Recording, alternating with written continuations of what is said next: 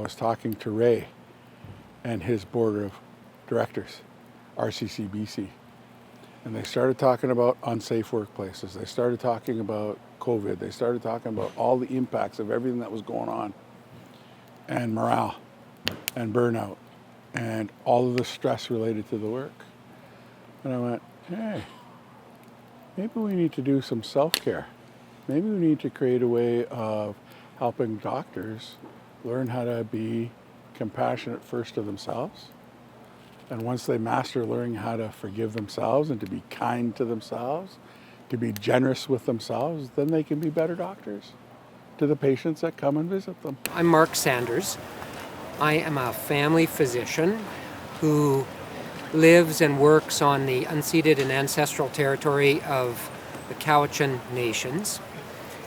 And I'm here at Compassionate Leadership Conference hosted by Sean and Heather Atleo.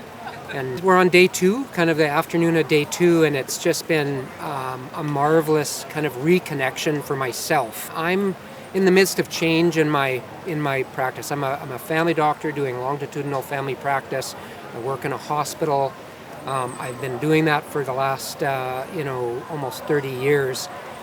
And I'm at a point of transition. It's hard. It's really hard, to be in that transition. But being here for 2 days has allowed me to kind of clear my mind and find that clarity again and that grounding that allows me to really see who I am. And Sean was telling me the term for that in Nuchalnith is siya. Siya is that me, and it is me, but it's just the power of this space and being with others in this safe container where we can be vulnerable and authentic and we can be creative. That clarity is, I feel hopeful. And if you'd talked to me, at the beginning of the week, it might have been a different answer. I will be, taking this work back into my community,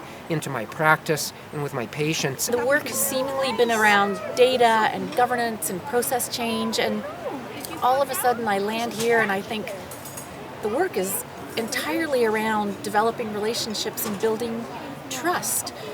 So it's now really obvious to me that I need this touchstone to really bring that into work every day.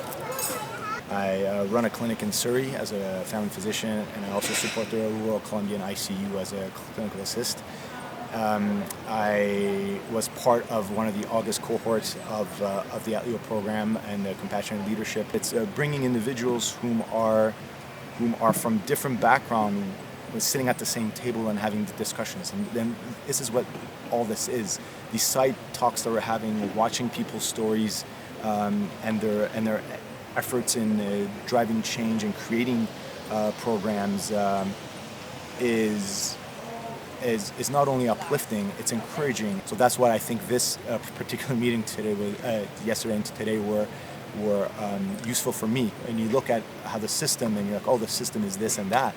It's much more intimidating rather than creating small little steps and bringing together individuals who are willing to work together. So that's my take on this last 2 days. One of the really profound opportunities I had going through the training was learning to soften into myself. So much of medical training in our culture, we're all trying to learn to harden up, to toughen up ourselves. I think that as we move this compassionate leadership work forward, we have the opportunity to provide space for people to redefine what violence means to them and realize that they deserve safe space, that they deserve a space to heal.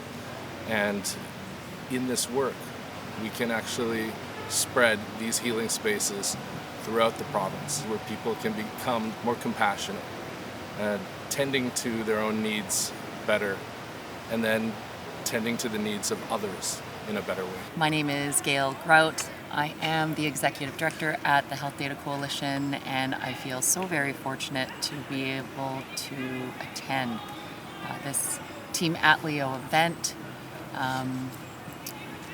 it has been an opportunity to reflect on how much practice I have had in the last 2 years since the original compassionate leadership cohort that I attended.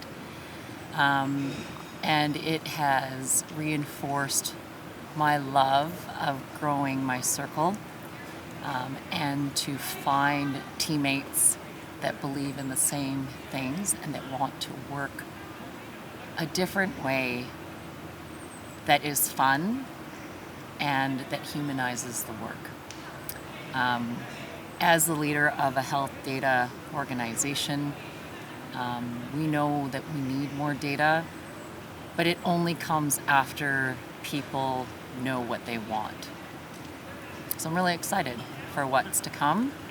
I'm really excited to engage with people that are keen to work together. So what I witnessed today and yesterday was physicians that are well on the path to practicing new skills, employing new knowledge about taking care of themselves in a good way so that they can do a better job of taking care of the patients in their charge.